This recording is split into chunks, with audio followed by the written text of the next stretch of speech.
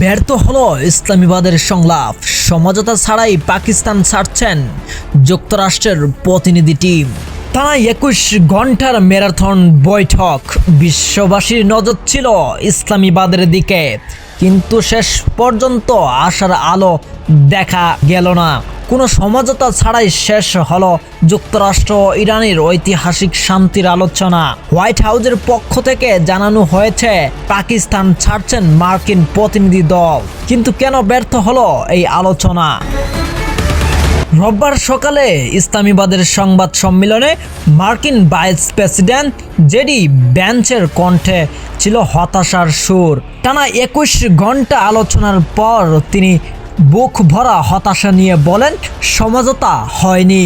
আমরা আমাদের গুরুত্বপূর্ণ শর্ত ইরানের কাছে স্পষ্টভাবে তুলে ধরেছি, কিন্তু দুর্ভাগ্যবশত ইরান তাতে রাজি হননি।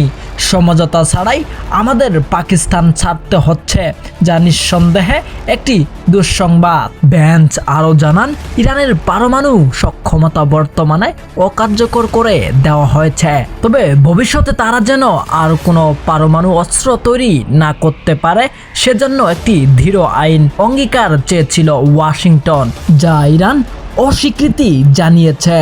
তবে মধ্যস্থতাকারী হিসেবে পাকিস্তানের প্রধানমন্ত্রী ও ফিল্ড মার্শালের ভূমিকার ভূয়সী প্রশংসা করেন মার্কিন ভাইস প্রেসিডেন্ট। অন্যদিকে আলোচনার টেবিল থেকে তেহরানের সুর ছিল বেশ কঠোর।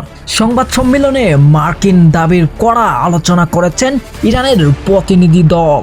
ইরানের পররাষ্ট্র মন্ত্রণালয়ের মুখপাত্র ইসমাইল বাগরাই এক বিবৃতিতে যুক্তরাষ্ট্রের দাবিগুলোকে অতিরিক্ত এবং বেআইনি বলে অভিযোগ করেছেন।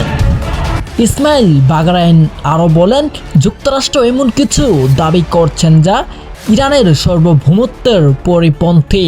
আলোচনার সাফল্য নির্ভর করছে ইরানের বৈধ অধিকার ও জাতীয় স্বার্থকে মেনে নেওয়ার উপর। আমরা আমাদের অধিকারের প্রশ্নে কোনো আপোষ করব না।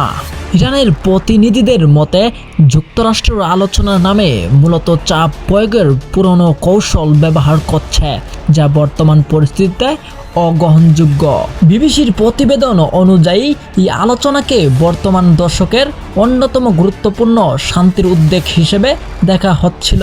আল জাজিরা জানাচ্ছে, পারমাণু কর্মসূচি এবং আঞ্চলিক প্রভাব নিয়ে দুই দেশের দীর্ঘদিনের যে দূরত্ব তা 21 ঘন্টার আলোচনায় গুছিয়ে ফেলা সম্ভব ছিল না।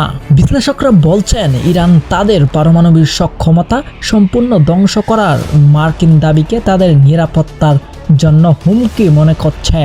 অন্যদিকে জেডি ভ্যান্সের পাকিস্তান ত্যাগ করার ঘোষণা ইঙ্গিত দিচ্ছে যে অদূর ভবিষ্যতে এই দুই দেশের মধ্যে পুনরায় আলোচনা টেবিলে বসার সম্ভাবনা ক্ষীণ।